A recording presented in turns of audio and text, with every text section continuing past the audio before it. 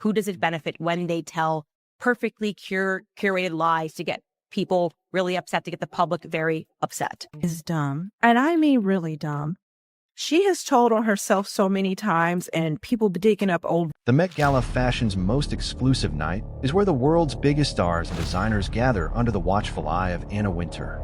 For years, Blake Lively has been one of its brightest fixtures, a Met Gala mainstay who never fails to dazzle with her show-stopping ensembles and effortless charm. But this year, something is different. Whispers ripple through the fashion world. Blake Lively has been banned, not simply overlooked. Not quietly uninvited. Banned, allegedly blacklisted by Wintour herself. It's the kind of rumor that doesn't just materialize without cause. Wintour, famed for her ironclad control over the Met and the industry at large, doesn't make such decisions lightly. If the whispers are true, it means Blake has done something more than break a dress code. She's broken an unspoken rule, one severe enough to turn her from fashion's golden girl into an unexpected outcast. And so this is a terrible look for Blake and Ryan Reynolds, but these two seem to be very intent on making every wrong move, in my opinion. Like, they truly believe they are too rich and too connected to have to face any responsibility for their lives. Baldoni case, they just sort of take out, smear, and destroy the reputations of people that they don't like, or people perhaps that their clients don't like. But the question is, who do they do that on? At first, the idea seemed absurd. What could Baldoni, an actor and filmmaker, possibly have to do with Blake Lively's alleged fall from grace? But as whispers grew louder, the puzzle pieces began to align. Sources close to the situation claimed that Blake and Justin had a serious falling out behind the scenes, one that had stayed hidden until now. Their clash wasn't about simple creative differences or inflated egos. It was something much deeper, something that reportedly reached the highest circles of power. Rumors traced the tension back to a failed project, one that had initially been framed as a dream collaboration between the two.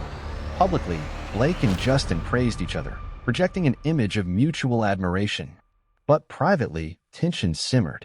The partnership soured, and according to insiders, the dispute turned ugly, with both sides digging in, refusing to bend, and making demands the other would not meet. Really not done. So to be honest, what really happened is we were like, we're going to show the movie, and the studio was like, no, you're going to show 20 minutes. So we're like, no, we're going to show the movie. And they're like, it's not done. And I was like, sure. They're like, if everything's not perfect and it's not done and we're going to change things. I was like, it was meant to be private, an internal message from Blake to her team, but it didn't stay that way.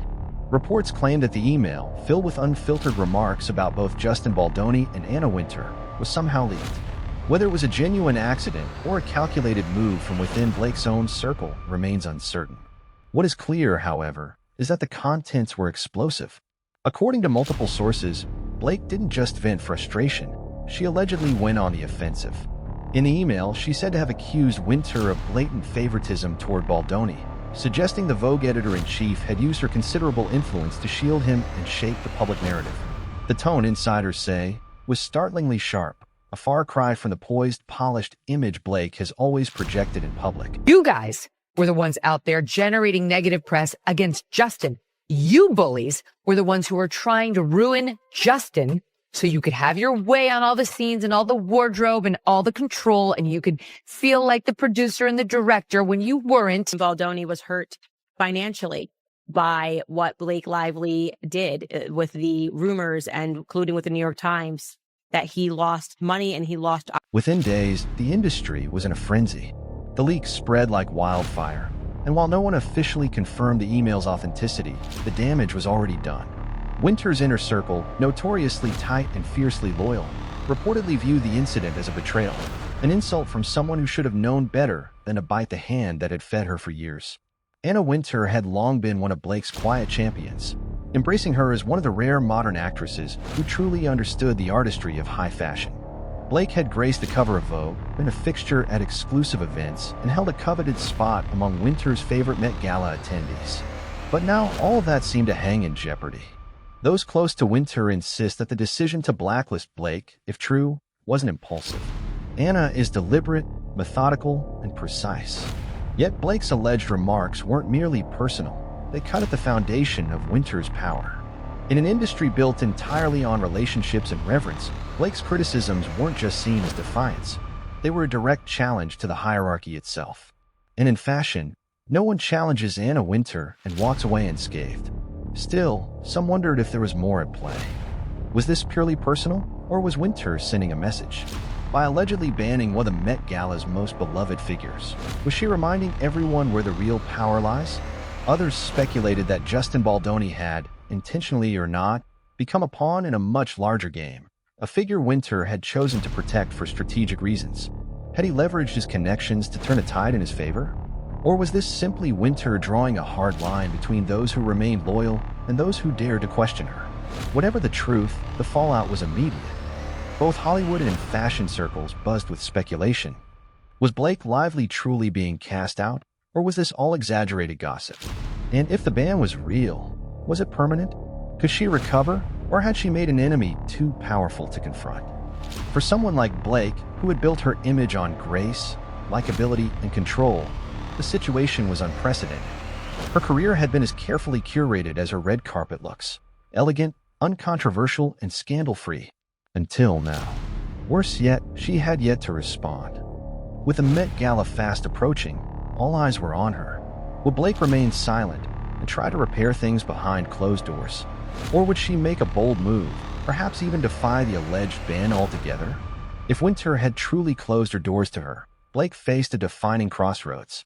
She could seek redemption, rebuilding bridges she'd supposedly burned, or she could embrace the controversy, positioning herself as the rare celebrity willing to stand up to fashion's most powerful figure.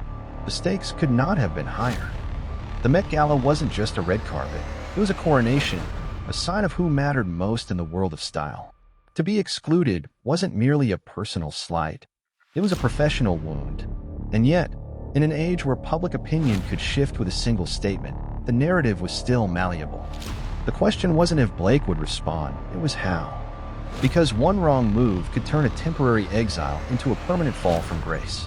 When news of the rumor ban broke online, the reaction was immediate and fierce. The Met Gala was Blake's stage, her annual moment to shine, to define the night. The idea that she might be shut out sent shockwaves through fans and insiders alike. Even those close to her were reportedly blindsided.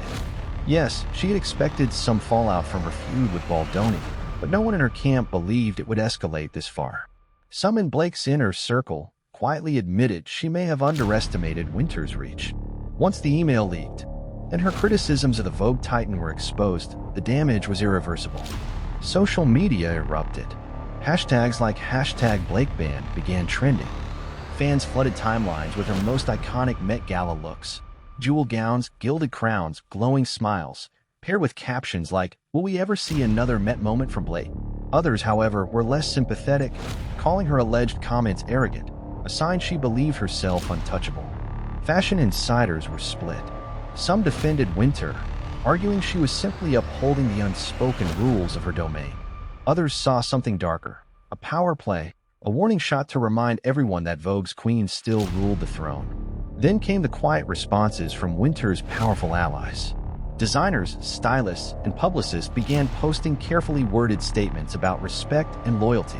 Meanwhile, a handful of bold voices, mostly younger, independent creatives, seemed to shade Wintour's decision, posting cryptic comments about the dangers of gatekeeping and the need for change.